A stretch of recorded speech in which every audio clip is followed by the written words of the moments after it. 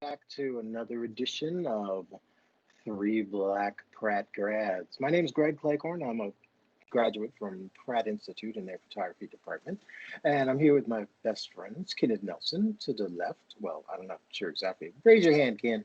This is Kenneth Nelson, and that's to Mark Skinner to the right there. And we all graduated from Pratt Institute in Brooklyn, New York, of the in their fine art photography program.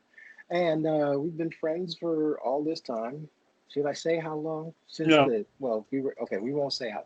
We went there a while ago, okay, when people were still wearing, all right, never mind, headbands, sweatbands. Anyway, and aerobics was just starting. So we're here now to talk about photography for beginners and advanced, but we're going to try to keep it simple. And our topic for today, which is close and near and dear to my heart, is the decisive moment. And what caught my eye when I was at Pratt that changed my life was the work of Henri Cartier-Bresson, a French photographer whose idea of capturing the decisive moment really kind of perked me up and opened my eye. And then when I saw his image, like this is one of his best known images of, kind of reminds me of Brooklyn. Puddles, we're kind of stepchild and stuff didn't always drain properly in Brooklyn.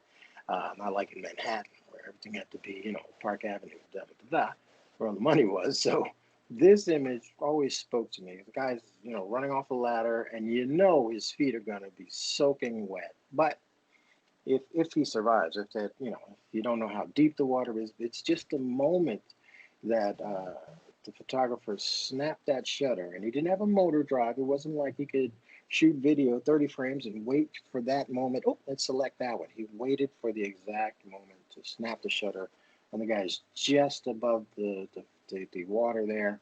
And I thought this image was, for me, it was magical because at first he had to see the image before it happens. Precognition is so cool. Frame the image before, to get there and be there and ready. Have the exposure properly so it wasn't that much of a drag shutter, so he's a little bit blurred. And the light, he's got the sky is washed out, but also the water is washed out. And that even works with it because it makes the reflection more stark. And that's one of the things that I've always loved about the decisive moment. Later on, and you could knock that one out. Later on, I had an instructor in oh my gosh, my Navy photojournalist said we always look for peak action. That was the thing. I worked with NBC's uh, at the time, he was a videographer of the year for NBC, John DeTarcio, not to drop any name or anything. But he said, try to capture peak action. If you're going, like what they call an NBA, the poster shot, the guy's like rising over and about to slam it on somebody, or the baseball player swinging for the fences, or the shot of, Muhammad Ali standing over Sonny Liston when he had knocked him out, or, a boxer punching the guy in the jaw and his jaw turns to rubber. That peak action, the highest moment.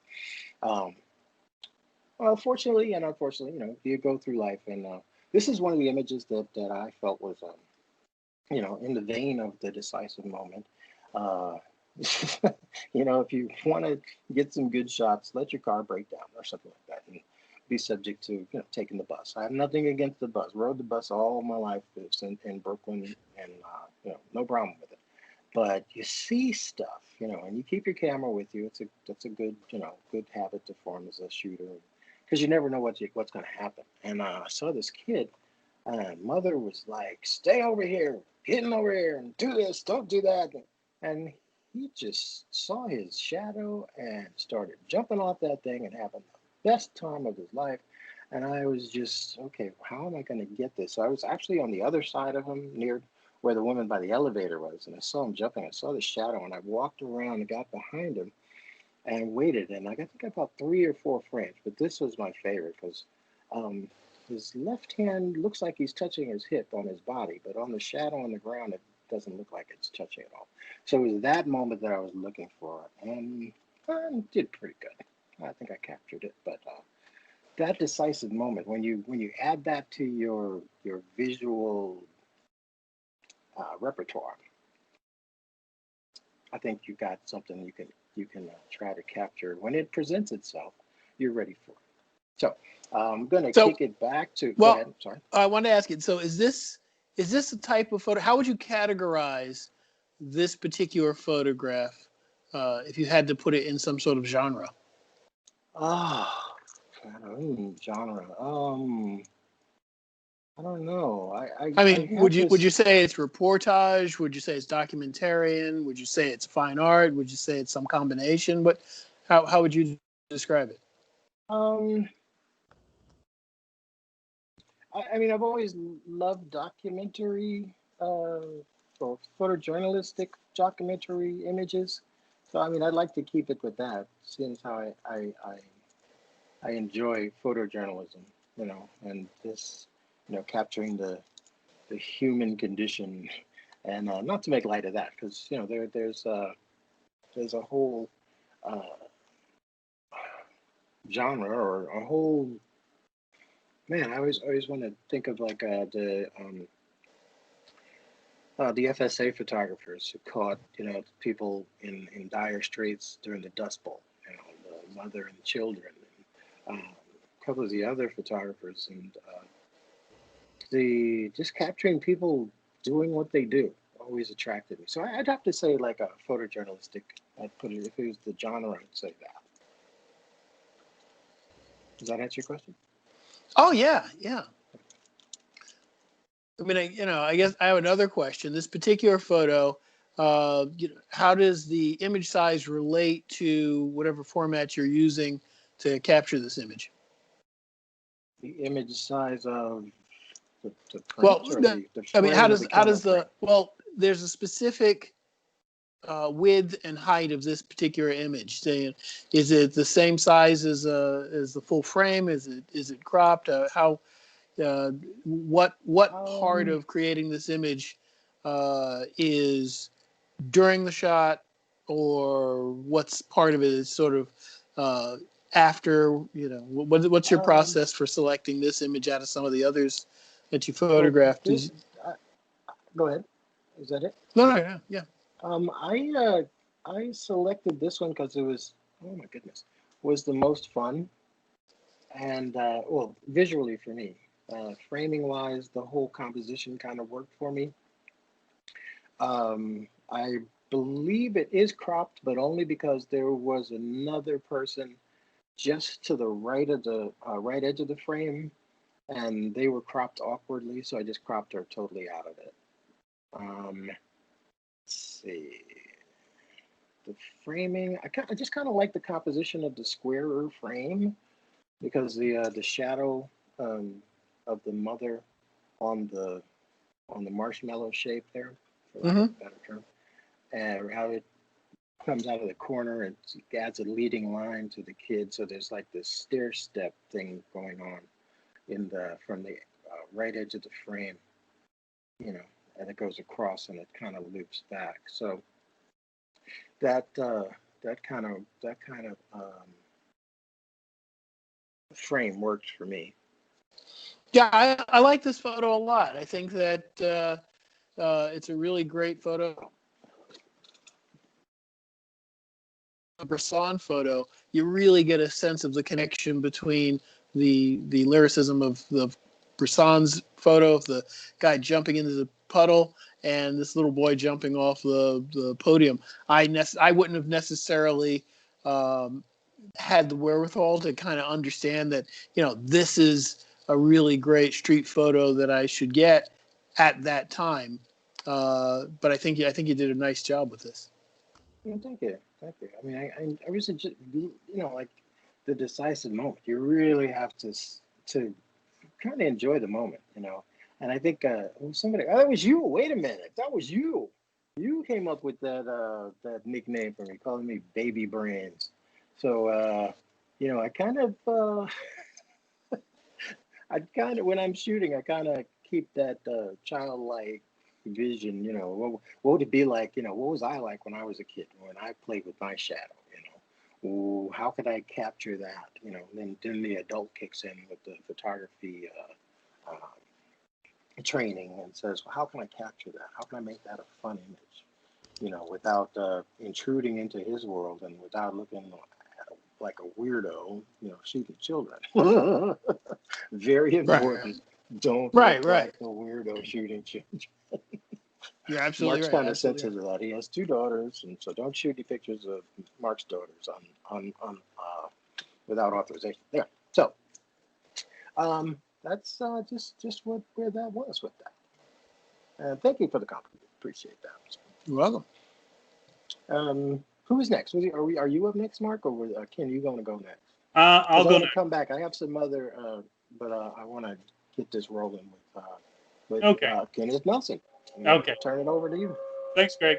I thought I'd bring in a series of examples of images that I think are indicative or can be related to what we're talking about, the Let's see your decisive face. and the decisive the decisive moment can be a split second, or the decisive moment can be decided over a series of moments. And so we'll go with this particular image first.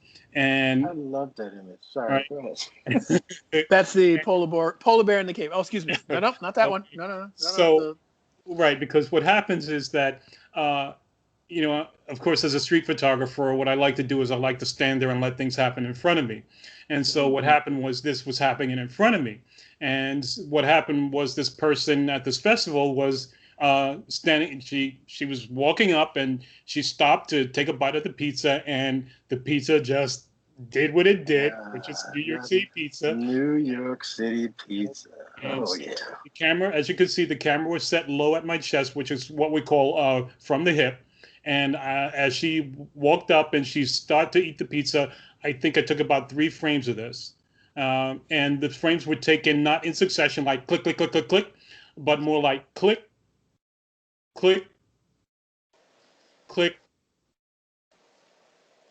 click, so over that time. So those were 4 decisive moments that I thought were going to make the moment. And Which one was this one? I think this was the third moment of the third frame of the 4. Yep. I can't confirm, but I'm quite sure it was the third frame of the 4. And the reason why is because I'm shooting from the hip, so I don't know what the framing is. So what has to Oh, happen so is you that did this without looking through the camera? Is that without what you looking mean? at the camera. Oh, sweet. So I'm not Okay. looking at the camera. I'm figuring out where the head is going to be and make sure that I give enough room so I don't crop off the head, so it's not an arbitrary crop when I look at the image. So and what happens is you sort of know because you take another shot in that same area of someone who's in that same spot, and you just make sure that the camera is held at that same position for the next person who walks in that shot. And so she just walked in that frame, click, click, click, and the ones where I'm looking at her, but the camera's at my chest. So I'm just waiting and looking at what happens with the cheese. And the cheese got to this length, and I said, before the cheese breaks, I have to take the shot. She Well, yeah, stands alone. you're a little more objective than I am. I don't think I would have taken a photo of someone with cheese hanging out of their mouth because I've done a lot of weddings, and that's one of the things that you're super conscious of is Oh, not having people in situations where yeah, at but least certainly without their knowledge, it's not quite the thing I would do. But Yeah. I think it's an extraordinarily well composed photo, and I think it's really well composed. Was this person ever aware that you were taking this photo Not of from my them? knowledge. She could have been, but I doubt it. The camera's quiet, so it's noisy where it was, so I doubt you can hear the click of the shutter. And she was so intrigued by the pizza, she Right. couldn't hear anything. It's like when you're walking that's past someone who's PTSD. into their cell phone and doing something on their cell phone, they Hmm. wouldn't know what hit them. So Never noticed you were there. yeah, this is sort of serious. I'll go into my next image, which is this one. Wait. Was that the feast in That was the Feast of Lawrence? San Gennaro in Little Italy, New York.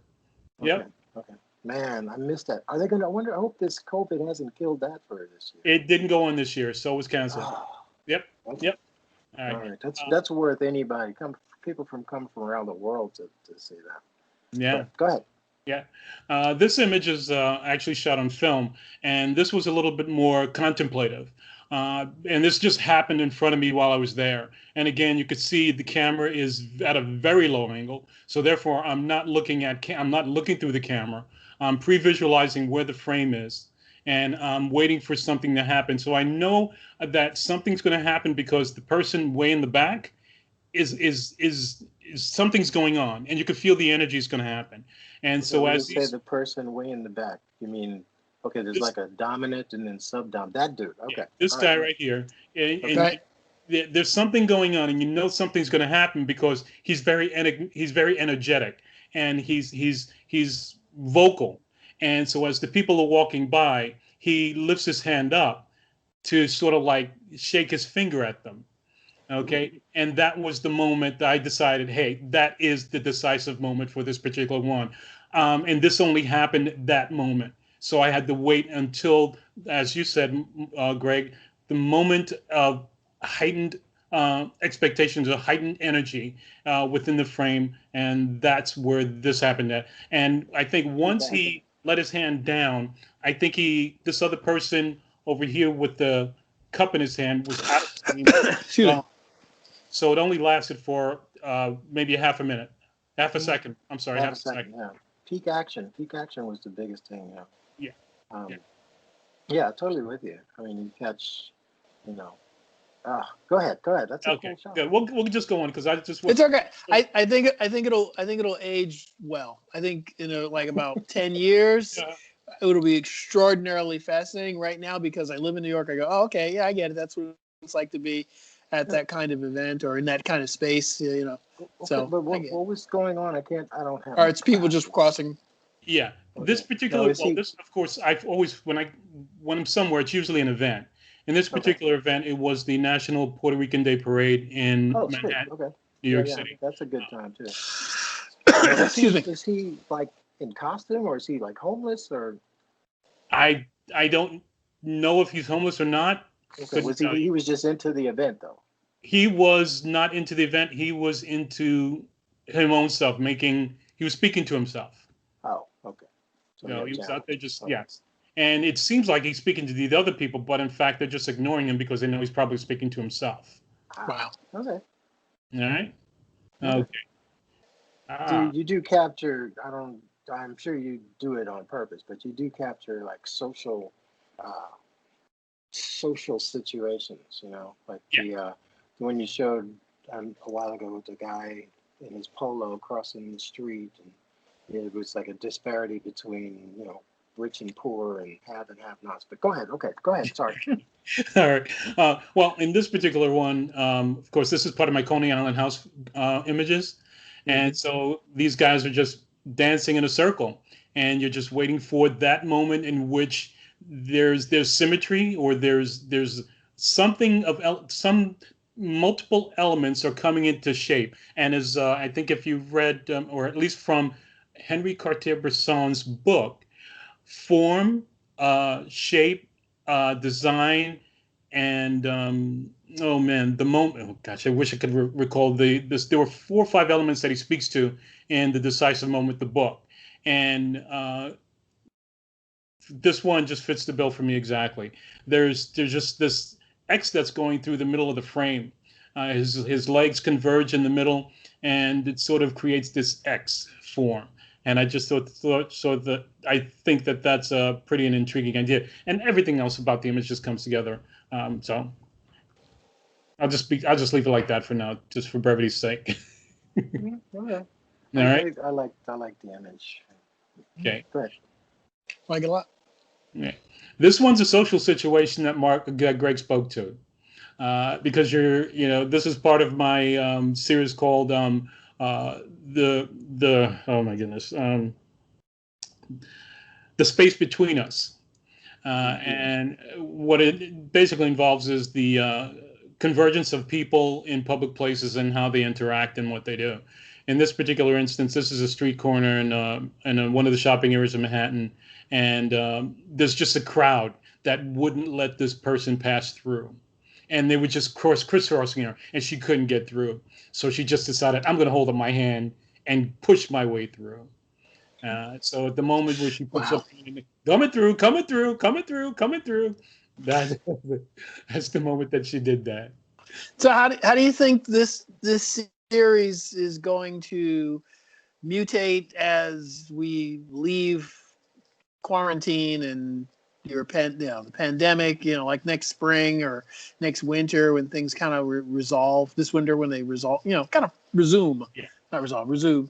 Yeah. What do you think, how's that going to affect how you work, and or do you have any ideas about that, or are you just going to play it by ear? What As any sort of adaptable street photographer would say, I'll play it by ear. In this particular instance, I think that there will be a new normal post COVID. Just don't know what that normal will look like. I don't think it's going to be as energetic as it was, and I think the expectation of most people who I know, they speak to the same notions, which is there will be a new normal, and it will not be what it is now. I just saw a statistic, or someone mentioned a statistic, just in terms of the New York City subway system, went from 5.5 million daily riders to under 500,000 daily riders. Wow. That is tremendous. So the impact of that alone on the public spaces and people's ability to get to and from somewhere, no. Yeah. Also, the amount of people who are working from home is going to change. So the amount of people who are working from home are going to increase. So that means there are less people on the streets. Is that going to change the dynamic in how I photograph the streets? We'll have to see in what energy feels like when you go to a shopping center, or when you go to places where people are converging. Go ahead, Greg. I think now is the time for you to really, really push that series that you started with the close-ups of people kissing and public displays of it. What was it? Well, it's got two working titles, but let's just call it Public Displays of Affection for now, which is just the rough title, which is not the final title. I think that is like so right on time now with everybody being so. Yeah, I've actually begun to push that out there again, asking for volunteers who can donate maybe a half an hour of their time to that cause, strictly voluntary. But the photographs are meant for an interesting exploration into public displays of affection. So it's really a cool shot. I love it too. Thank you for that. And again, this is another one of my Coney Island house pictures.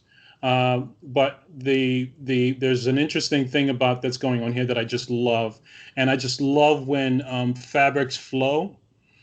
And in this particular instance, the two dancers are dancing. The female's dancers, her fabric is flowing in such a way that just makes it so beautiful and almost airy and flying. Where his clothing is flowing, but not to the same degree hers is. But it's just a beautiful moment. I just think about capturing it, and this moment didn't exist a 60th of a second before, nor 60th of a second after it. It only existed at that moment. So the decisive moment speaks to that moment. And if everyone has their own decisive moment, someone else's decisive moment could have seen this and decided that the 60th of a second before this was the one for them. So I think that it's very fluid and very subjective in terms of what the decisive moment can be for you, because I think it can be not only things that are happening fast and furious, but things that are just happening at more of a snail's pace. And which will lead me to the last image of the series, or the ones that I'll speak to today, is this one. I think this shot too. This is a decisive moment because the moment in time in which all these elements come together to create the angles and the everything that has in this frame, the foreground background relationships, the angle of this here coming up and leading you up into the image, the 90-degree angle of this guy versus the forward angle of him, all coming together to create this image. And again, it just existed for that moment, and it was a slow pace. There's nobody dancing. It happens over seconds or a moment or two, 30 seconds. So this guy's cooking on a grill, and he's moving that tongue back and forth. And so it just comes into this section of the corner where I'm like, that's it, boom. Okay, that's it for me. again, I'm thinking that when you start creating your next series, post quarantine and things kind of get back to normal, you should call it the New World, and cover that. Just to say what this new world we're living in is all about. Yeah, that actually is a good idea, because yeah. Go ahead. Because Yeah. That's it for me, I, man. I was just going to say one more thing that I mean, both of you guys, you and CartierBresson, are both Leica men. I just thought I'd put out that there. Go ahead. So, surprisingly, this image is not photographed with a Leica. Ooh, This image is photographed with a Mamiya 7, so it's a film camera. Oh. And so what are the size? What's the size on that? What's the format of that Mamiya 7? So the format of the film is 2 inches by 3 inches Right. versus 35 millimeter film, which is about 3/4 of an inch by 1 inch. So Right. it's a bigger format film, which Right. means that the resolution that it gives you is basically 6 to 10 times better, or 6 to 10 times more information than Right. the frame does. Does that It's a different change framing your aesthetic too? Sorry. right? How does it change how you shoot? I mean, is it other than it's heavier or it's not It's heavier? heavier, I mean, and what do you? the difference is I photographed with the Mamiya 7 from 1999 through 2017.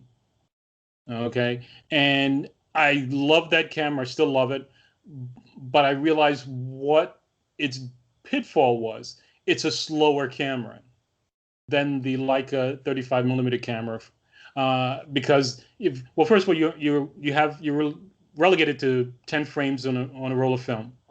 The camera's bigger, so it's kind of interesting that you would figure that you would move fast no matter what camera you have, but that's really not the case at all. The camera actually slows you down. Because it's a bigger camera, you're focusing with a different lens. You're not zone focusing. So if you're not zone focusing, which you can do better with the Leica, you really can't do that great as zone focusing with the Mamiya 7. Zone focusing means that you gauge the distance between you and your subject, or where you think your subject's going to be, and you set your focus at that distance. So anything that walks in the frame will be photographed, even if you're not looking through the viewfinder to take the picture. You've already And that's a function of the physics of the optics that you're using versus the area of film that you're covering. All right, that's very camera obscura science. Yeah, and you nailed it. The difference, yeah, and I would never zone focus with the Mamiya 7, where I would zone focus like crazy with the Leica, but only with a specific lens on the camera, which is a 28 or a 35. But I wouldn't zone focus with a longer lens. You nailed it. I'm loving that whole image. Yeah, love it. Okay. Any final comments? Who's We're got moving on to Mark. Mark. Okay, let's see. Yep, I'm up. Okay. Nope, that's not Mark. That's not me. That's you. There we go. All right. When you guys start talking about the decisive, yeah, I do that in my spare time. That's oddly enough, we were talking about what the decisive moment was, and I happened to see in the newspaper that Sandro Botticelli's Boy with Rundle is going to be going for something like $80 million at auction. That's what they believe, at least it's going to be. And so I looked up some of the other paintings by Botticelli because I don't remember all of art history, and I realized that the Birth of Venus is actually one of Botticelli's most famous paintings. I should have recognized it immediately, but I didn't. And I started looking at it, and everyone knows this sort of as what fashion photography is about, beauty, emanating from the sea. But I started to really look at it, and I realized that this is not Venus's actual birth. This is she's born, but this is when the beings around her recognize that a full-grown person, that a full-grown human being has no clothes on, and they are rushing to clothe her. And those are the hooray on the right, which kind of translate in Greek to hours, which is about time. And I thought it was really interesting to see that, someone's rushing to clothe this, very nude person who's been born of the sea. And that would be the decisive moment when someone actually decided to throw clothes on her. And this was 1480 something, and it's about adventure and action. And even though it's a painting, which takes a long time to do, it does have all the elements of a good street photo. And I think that's why you see so many photographs in the fashion world really, really emulate this to some degree or another. If you can go to the next image. Now, is this from Harry Potter? yeah, right. You think no? This is actually not Henri Cartier-Bresson, but Jacques-Henri Lartigue. And Lartigue was a photographer who started at age 7, and he and you guys know this, but he started at age 7, and he took this photo in 1911, and it was. He's very wealthy. Came from a very wealthy family, and they used to have a lot of fun. And I picked this one because the decisive moment is, well, she's flying down the steps, but he obviously picked a time when she's jumping up in the air, but she's not at the bottom of the steps. She's not at the top of the steps. She's right in the middle of the steps. And based on her direction, we presume she's going from the top of the steps to the bottom of the steps. And I think it's really interesting that in 1911, there's this incredible action photo of athlete. That's his cousin, by the way. And I just thought it was really interesting. And if you go to the next one, by the way, I don't own the copyright to either of those. Yeah, right. Now this I sketched this really quickly because Bresson was a 35 millimeter photographer in the Leica. In the lower left hand corner, you'll see kind of what that format looked like. Those are the proportions, and then basically to scale, you would see next to that the two formats that Lartigue used at the time. The top one is a Kodak landscape camera that's 3.25 by 4.25 inches, which is sort of a quarter of a sheet film. And he would, it was their plates, and he'd put one plate in, take the photo, remove the plate, and go to another one. And it was, a little bit cumbersome, but he would take a lot of action photos with that. And then the other one below that is from a very small, like a compact camera that folded out, but it's very compact. It's a French camera called a Block Notes Gourmand, I guess, Gaumond. And, as Ken was mentioning earlier, the format and the amount of information that you can get onto an image based on the light-sensitive medium you're using helps define some of what that image is, not just the quality, but the way you photograph. So I want to go to the next one. If we can go to the next image. All right. Now, I love this. This is another Lartigue, and this is a decisive moment. I mean, he would photograph his friends and mostly his family, having fun, flying kites and airplanes and all sorts of stuff like that. And what I thought was really kind of cool was in this particular image, they made this bobsled or a little go-kart that you pedal. And his brother is the one who does the pedaling. And if anybody's watched It's a Wonderful Life, I guess Zuzu Pedals is kind of, this might be where someone came up with the idea, because Zuzu, his brother, was one of the main subjects. And they just, drove this car. You can see that it's like in a turn, and there's dust is kicking up, and, a lot of, we see this type of imagery today, but Lartigue is kind of the first person to really show this kind of joy from the driving experience. We can go to the next one. Wait, so are you saying the frame of the film determines the decisive moment? I think what I'm getting at is that the format of the film helps decide. Well, it helps you choose your subject matter, but it also helps you choose when the decisive moment is, right? Because what you're looking in this type of what you're seeing is a subject crossing a frame. It crosses your viewfinder, and you're making a decision in that decisive moment about when you should release the shutter in order to capture that image. Do you do this when the go-kart is a little bit further out of the frame? Do you do when it's right in the center of the frame? Do you, how much do you tilt it? To get this kind of dynamic, he's tilted the camera a little bit. And I think all of that goes into creating your decisive moment, selecting, I should say, your decisive moments, rather than creating. Yeah. So if you go to the next one,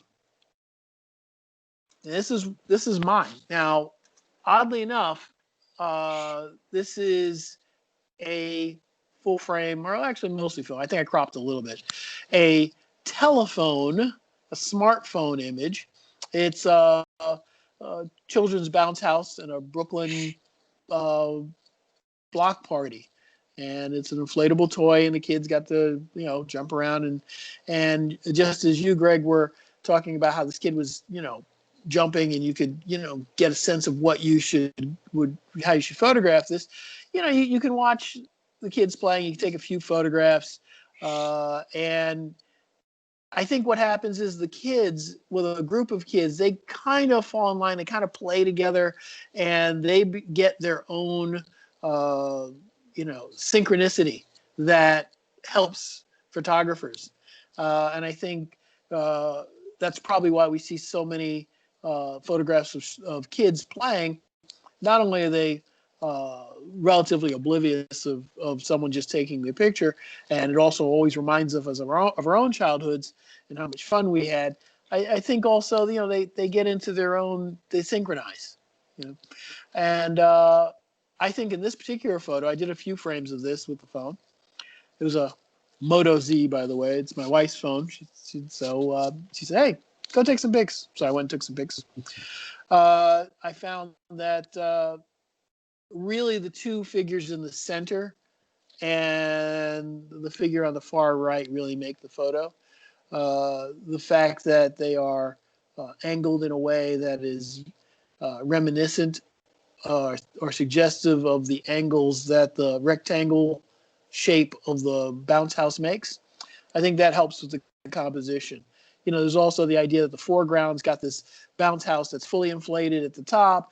It seems a little frumpy at the bottom, but that's actually the way it should be. Mm-hmm. But in the background, you've got this sort of backdrop of an apartment building, a house that's got a little bit of paint peeling, and then one next to it that seems to have been painted more recently. Mm-hmm. So, there's a lot that you can sort of unpack in this photo. There's a lot of sociological things one can imply. There's a lot of artistic things that one can imply, but that's not really my purpose. What I'm saying today, my purpose was to talk about how a specific moment, these kids look like they're in a dance. So you can go to the next one. But you can't gloss over the disparity between the background and the peeling paint, and you can tell that's the ghetto. Well, yeah, and then the foreground is colorful and energetic and alive, but the background is like, whoa. So I'm just saying, go ahead, just observation. No, I think you're right. It's just that for this particular image, for this particular conversation we're having, that particular aspect of the photo isn't as important as the fact that they're jumping in unison, and that kind of makes them look like they are in a dance. So if you go to the next one, right?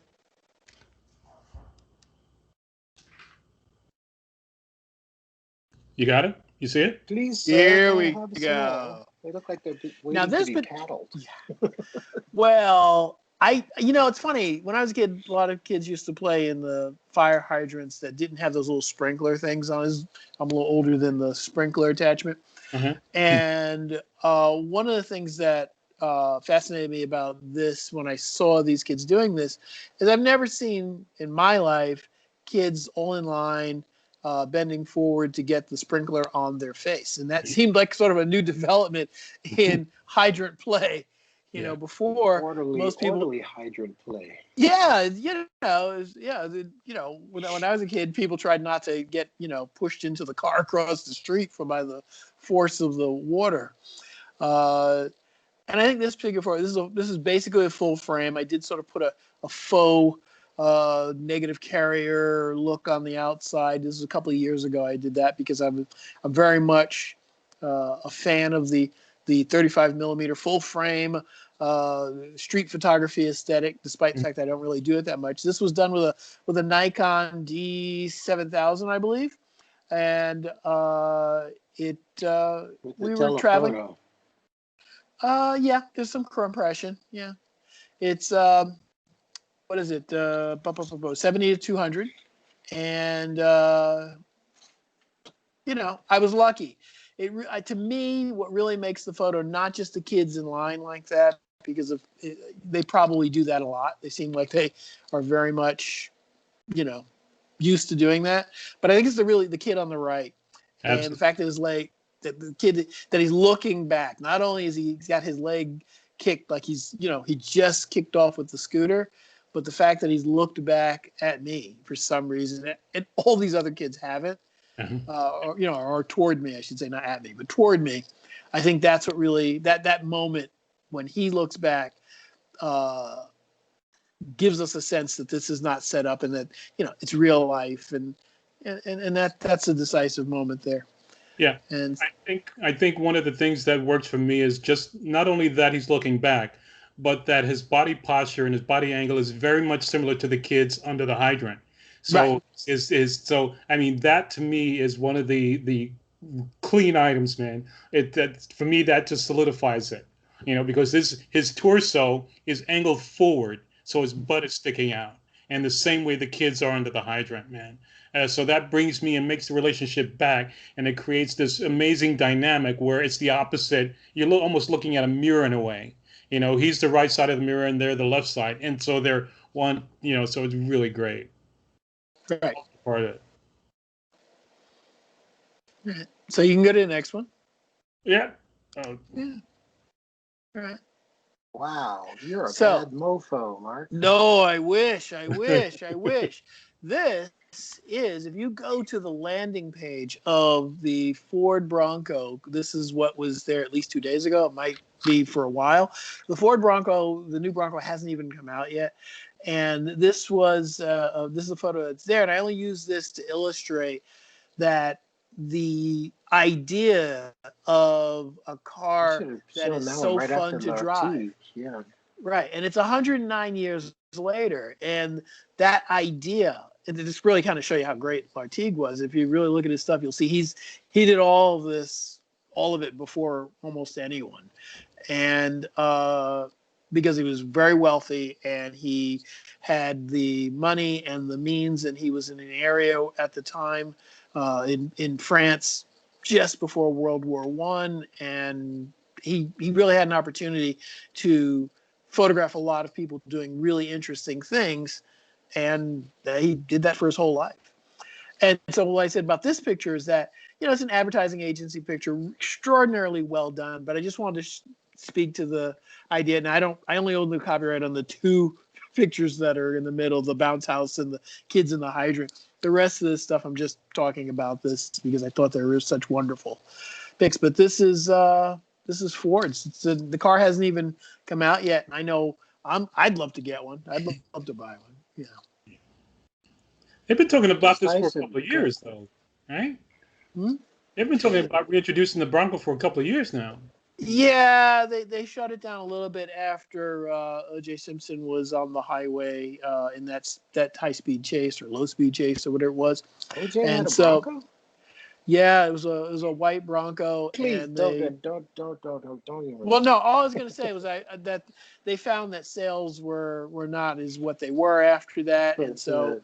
I mean, the biggest thing is a decisive moment is pretty much timeless because they're almost copying that earlier Lartigue picture that you shared with the guys, you know, and the wheels spinning and the dust flying, and you know, and capturing that. If you go back to that, you'll see there's I mean, anyone who drives or who's ever driven a car That's the feeling you want. It's like a bicycle with a motor that you don't have to balance. I mean, that's the whole thing. That's everything. Yeah. I'll zoom in on this because look at the facial expressions of both these guys. Yeah.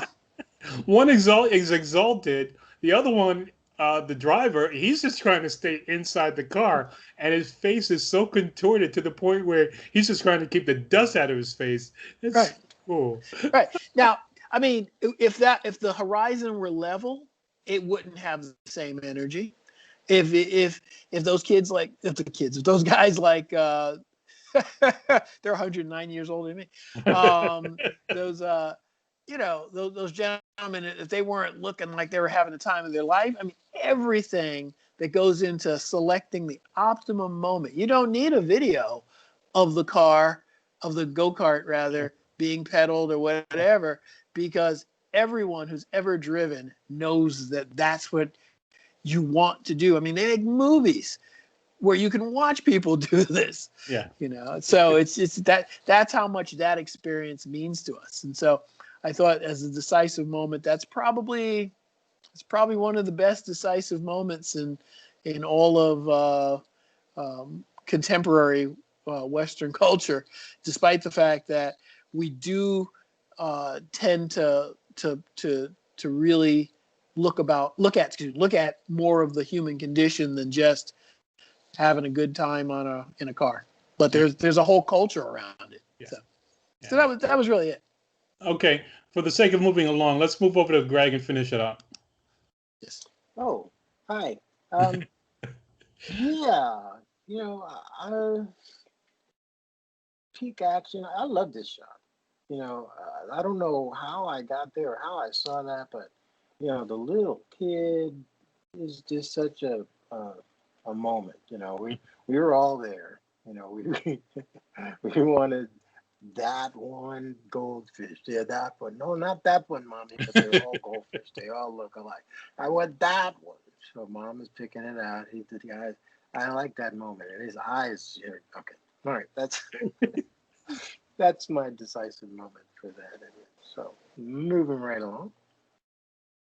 I fell in love with it. The energy of that day. That was after the Golden State Warriors won their championship, and there was this, man, it's like a reverse exodus. It's like thousands of people going to the podium where they were going to receive the championship team. They were going to ride the buses. But I one thing I've learned about shooting events, you get your shots. You have your shot list, must have. So like Mark was talking about weddings.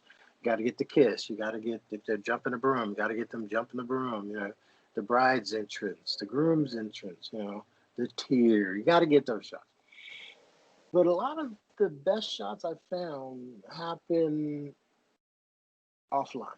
After the event is over, before the event.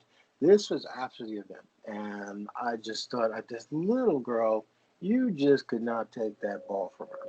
Period. That was her ball.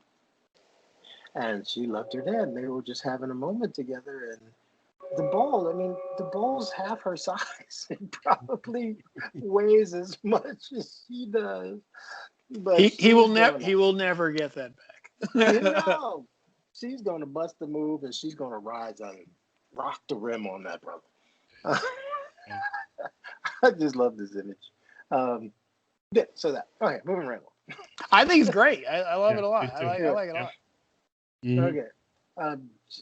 Okay. Thank you. Thank you very much. This one, I've been watching the skies.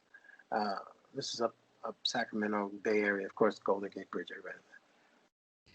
This one was a while in the making because I was waiting for for clouds. This is California, and clouds kind of just visit like relatives.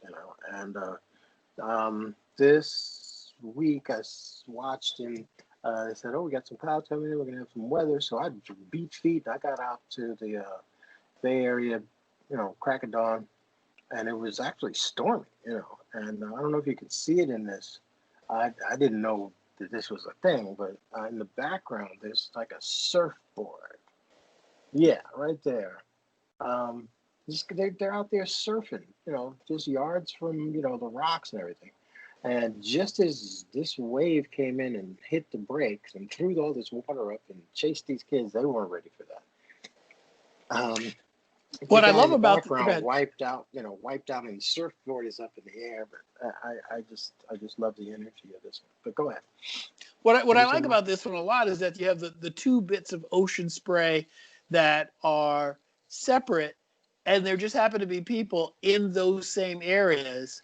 They're not in between. They're Right. not on the left or the right. Like the two clusters of people are right there where the spray, the ocean spray is, like right up. And that's like almost, it's almost like the ocean intentionally meant to spray those just individuals. Yeah, just them. And no Photoshop. It was just, yeah, it's just one of those moments. You had to be there, had the framing. I was just gonna get them standing there looking out, at the Bay Bridge and everything. But I also noticed that the water was crashing through there. So it took about, I'd say about 20 minutes. I'd wait for people to walk through, and if they got close, I got closer. Got the framing and everything. And I just happened to be right there at that time when they got close, and they didn't know it was coming. And the water's playful, and I captured the playfulness of water playing with them running, and it just kind of, I just like the whole thing. The clouds are amazing. This doesn't really do any justice to it, but I wish I could show this like 40 by 50, with some good lighting, because the clouds are just like, you could like cotton candy and texture and everything. Okay, that's it. That's for that one. I think. What do you think? What were you saying, Kenny? Go back. Ooh. Anything? Nope. Any comments? Nope. No. Okay. Let's speak to this one. All right, this one, man, I had heard that there was going to be like a holy festival, HOLI, that the festival of colors in spring, and I have been trying to get to one of these, and it's definitely on my bucket list to get just covered in powdered color in India. One day I will, and I will send you pictures. But this was up in Sacramento, and these, this was like during the finale. And I was like, I've got to get this, So I got in, and I just wanted to fill the frame with color. And I waited for it, and I got this. So that was the moment that I really wanted, because it was, I got some faces, not as many faces as I would like, but I wanted to get the joy of the festival, the spring festival, life returning, color returning to the earth, and everything like that. And the pinks and peaches, and the hands up in the air, like raising the roof and having a good time. And that's what I wanted to capture. I think I did. Yeah, I think you did. I think one of the key features about the decisive moment for most people is, to some degree, it's going to be suggestive. But in this particular instance, it's not. It cannot be determined that it would be subjective, because the height of the moment of high awareness for this one, highest energy, is when the hands are up and all the colors are flying. It would be a different decisive moment if the hands were down, just about to go up. It wouldn't have the same impact. Right. Right. The So peak. Right. So the decisive moment is subjective, but if you want to make the relationship and have other people relate to that decisive moment, then you sort of have to coalesce in some sort of visual agreement that there's a certain level generally of what would be considered a decisive moment, or the moment of highest impact. Okay. And I think this achieves it. Cool. Thank you very much. Yep. Okay. High, what do they call it? Peak action. Peak action. Yeah. Yeah. Well, that's it. I mean, CartierBresson has really, really been an influence on my shooting, and I look for it, and enjoy the ride. That's all I can say. I try to keep the camera with me. Right now, I'm trying to organize these photographs. I got so many that there's so many places. I just got my computer back, so stand by. I got some more stuff coming. yeah, that's a topic that really spins my gears. So there it is. Well, what I like about what you do is you make sure you figure out what you have to do to get the image, and you're not afraid to kind of camp out a little bit. You're not afraid to just a lot of us will kind of go, I'm not going to get anything over there, but you're not afraid to let serendipity grace you with opportunities to get great images. That's valuable. Well, there's, like we were saying, there's like two events. There's kind of it's liquid, there's a flow to it, and I get a shot and I see people throwing stuff up, but there wasn't any cohesion to it. It was sporadic. It was a hit there, it was a striped match over there, it was a flicker over there, but they weren't doing it together, and I was not going to be happy until I got more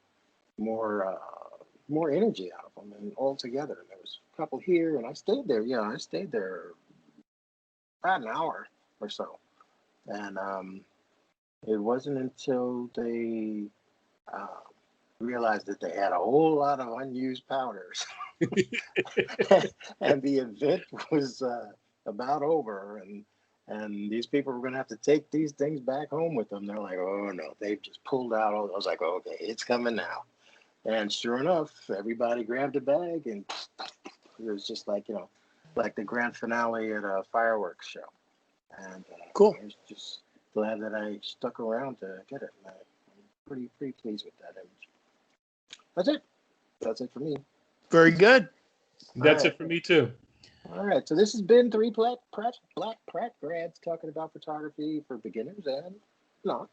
And we do this a lot. This was my friends for years and years, decades. I'm not going to say how many, but we're going to be doing other episodes. So keep an eye out for more topics coming up. Yep. If you have any comments, make sure to leave them below. Okay. Or any topics. If you have any topics you'd like us to talk about, leave it. Let us drop an idea. We'd be happy to talk about it. Sounds good to me. Till next time. All right. All right. Bye-bye.